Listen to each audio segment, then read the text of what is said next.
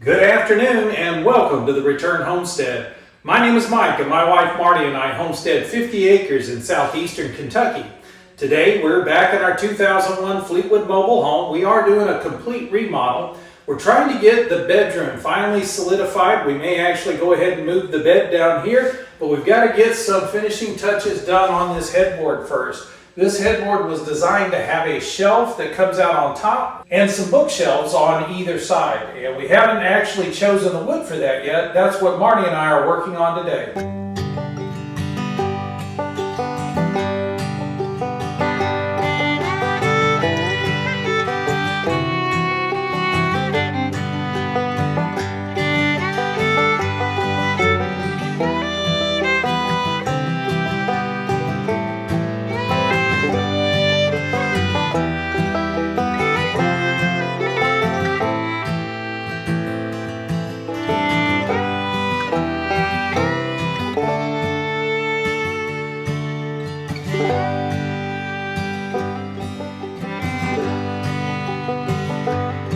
Today we are spending our day working on the 2001 Fleetwood as usual, but we do have some other work that needs some attention.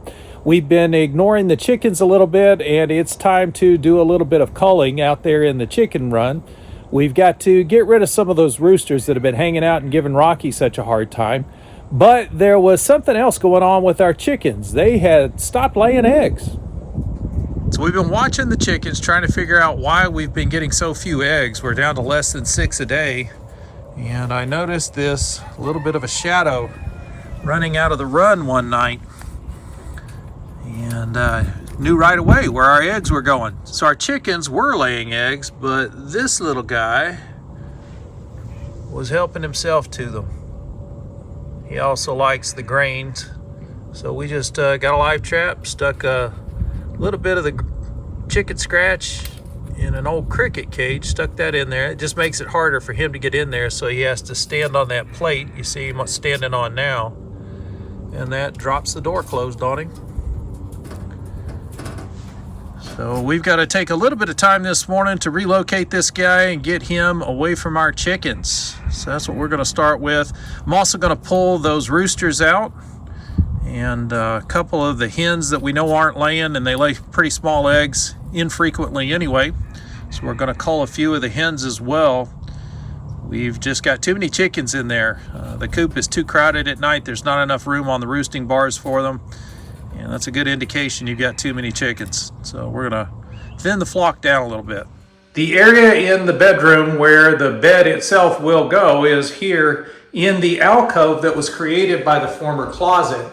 Rather than trying to recover this space completely, we realized that the vast majority of the bedroom is going to be filled with the bed anyway. So rather than trying to pull this space back into the floor space of the bedroom, we just left it as it was, an alcove. And we can shove the bed up in here once we get it moved down. Now this is a California king, so it's a relatively large bed. It's going to leave us maybe about 10 inches on either side for small side tables. And when we built this headboard, we designed it to have a shelf that extends slightly beyond the front of this wall and would provide a decorative shelf as well as a place to store things like my CPAP machine that will need to go up here. That could also go down on the side tables. We also, if you go back and look at our video on building these walls, we installed some additional bracing in here so that we could hang shelves as well. So there is also 2 places for us to put shelves here on this wall, as well as the shelf that we need for the top of the headboard.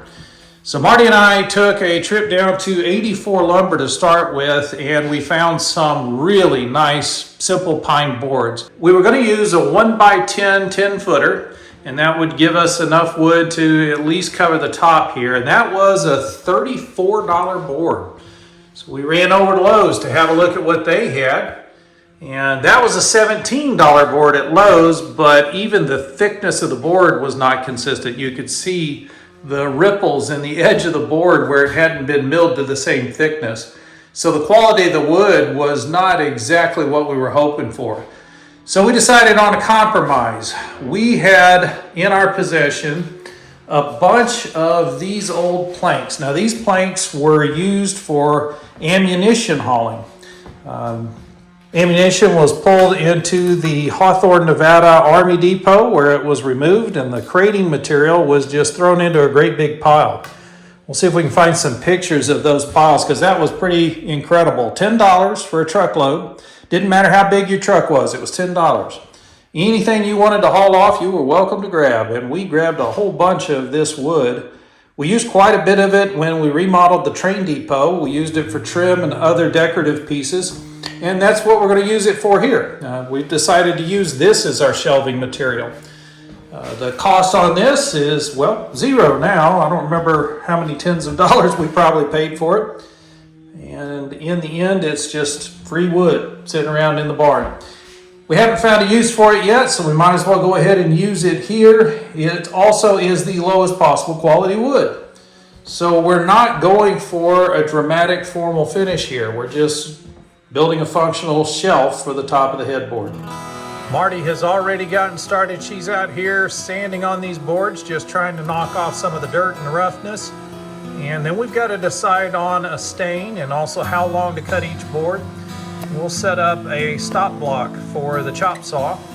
That will allow us to make identical cuts over and over again. We also have a 1/4 inch difference in width that we're going to have to deal with across the length of the entire headboard.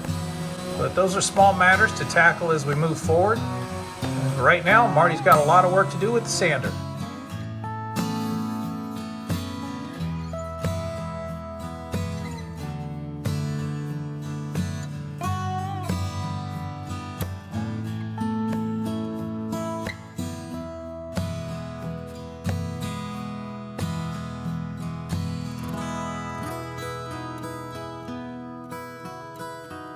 Okay, so a piece of trim is going to go up here on the apron. Okay. All right. And then I want this to hang over about 1 inch. Do you want me to use the boards that way? Yeah. No. When we You're just cut, I'm talking just about, showing, okay, yeah. so you want the boards to come about 1 inch past the trim. Past the trim. I think that's about right. Yes. So just about 1 inch past the trim. So if you put the boards this way, and then 1 inch, we'll. You need to check the level down the wall too. Okay.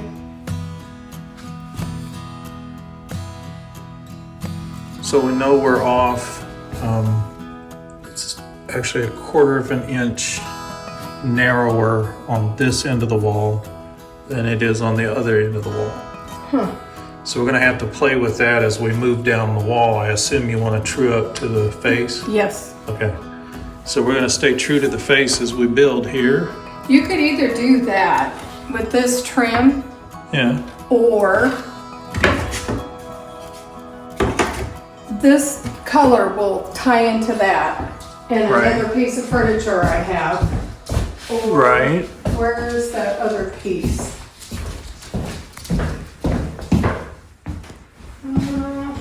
Not seeing it. Give me a minute. So what are you talking about? Okay. Something like that, only it needs to fill the gap. Oh, and so that would be your trim piece. Yes, so what happens is this brings in the top boards. Yep. This brings in that board, Yep. making it cohesive. Yeah, that gives you just a nice thin profile. It's not Yes. real deep. And Right. you do want a profile on it, right? I do, Okay. That's a whole lot easier than trying to make it flush. yes. Okay. So it'll look like that. Yeah, I can see that. This is too narrow though. So we're gonna have to mill something out for the Yes. trim.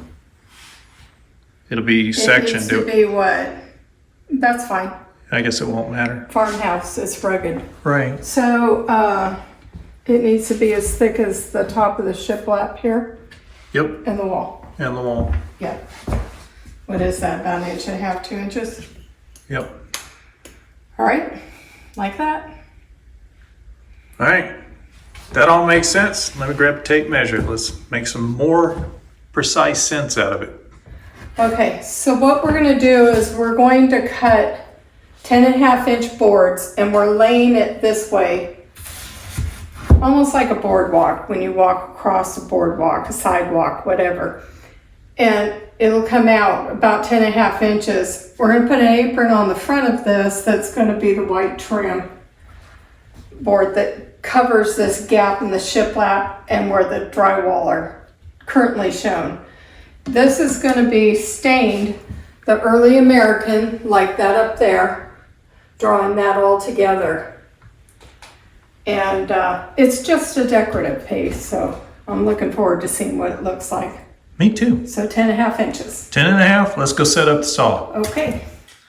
So while we've been working on the flooring project, which we finally got finished, we've had to kind of suspend work on this headboard, but we're getting back to it now. We have all the boards cut to length. Marty's gotten everything stained. It's just a matter of getting everything nailed into place at this point. So we got the trusty finish nailer and some finish nails. And all we got to do now is tack these things up here. Do you have them straight? Yep. Okay. Go ahead, look. Sorry. Quality control. You got it.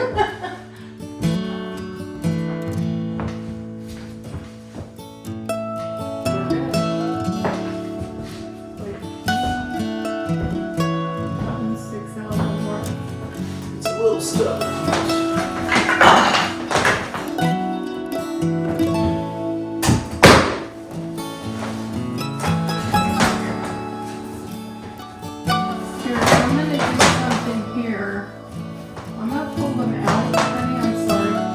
Go ahead.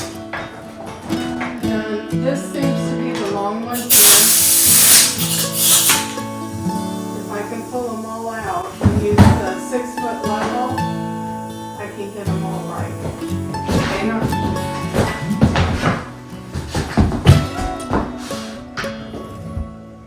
And it's pushed too hard. Oh well. That's better. Not bad. That's better. Okay. Sweet. Nail it off? Yeah, nail it off. You should only need one, right? Each? One front, one back. Yeah. All we've done is lay these boards up here.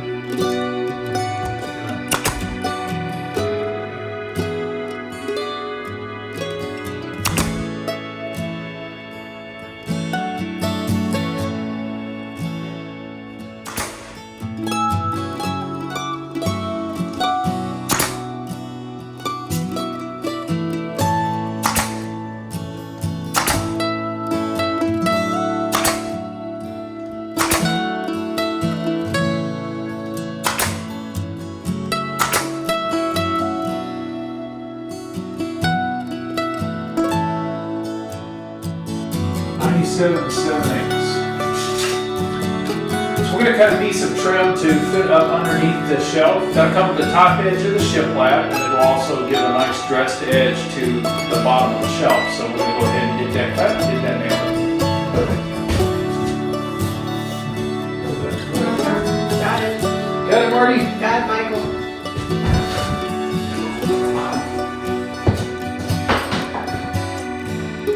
My way a little bit. That's too much. I got a quarter inch. Okay. Right about there. Okay. Wait a minute. Are you all the way up?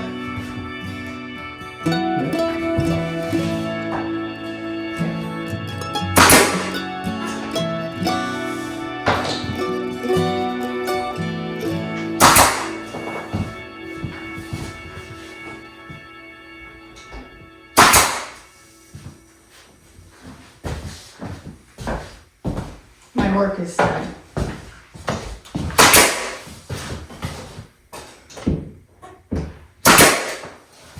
Okay. All good? Yep. My work's not done. I still got to dap the hole. Yeah, Marty will come back and dap these holes for us. Then we'll be able to paint all this up so that it all matches. But that's what we're going to do for the shelf for right now. Now, I do have a big slab of oak that I had planned to use for the top shelf here, but it's going to take me many months and a lot more tools than I have to prepare that slab of oak to go up here. And in the meantime, we had this wood. This has just been sitting in the barn. We brought it all the way from Nevada with us. It was about time we used the stuff up. So we found a good use for it. This will work. It could stay this way forever and I'd be perfectly content with it. Or later on, when I finally have time and space to do that big slab of oak, we can put that up in here. We have all this trim that needs to be put in here and around the sides of the room. So that's not finished, and that'll get a whiteboard as well. Yeah, so we've still got a lot of trim to do here in the bedroom. We're trying to get everything settled so that we can at least get moved in here, because it's a lot easier to work on that trim if we're living here than it is to come down and try to get it all done in an hour at a time. So we're getting really close now. The bedroom is all but done. We've got a lot of dress-up work still to do, a lot of trim that still needs to take place, but it's already a functioning bedroom. So just like that, we have a finished headboard. Now this has been a long time coming. If you guys remember or go back and look at some of the original videos when we first started this project, this was a closet. This was really a useless space. The closet was too narrow. It wouldn't hold clothes properly. It wasn't a very usable space, and we've reincorporated into the floor plan of the bedroom by simply putting the headboard in here and recessing the bed slightly. So we're really pleased with the way this turned out, and we're really looking forward to getting the bed in here so we can finally start living in this home. We appreciate you joining us on the Return Homestead today. If you haven't subscribed to the channel yet, please take a moment to do so. While you got that window open, hit that thumbs up icon. That's going to let the algorithm know you enjoyed the video, and they'll share it out with more people. And we'll see you next time.